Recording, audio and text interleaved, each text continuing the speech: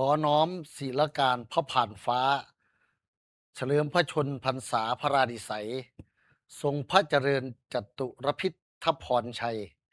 ขวัญเกล้าพระไทยไทยนิรันดร์เทินด้วยเกล้าด้วยกระหม่อมขอเดชะข้าพระพุทธเจ้านายสุวิทย์ศรีกูกาผู้ใหญ่บ้านหมู่สี่ตำบลหนองข้างน้อยอำเภอเกษตรวิสัยพร้อมด้วยสมาชิก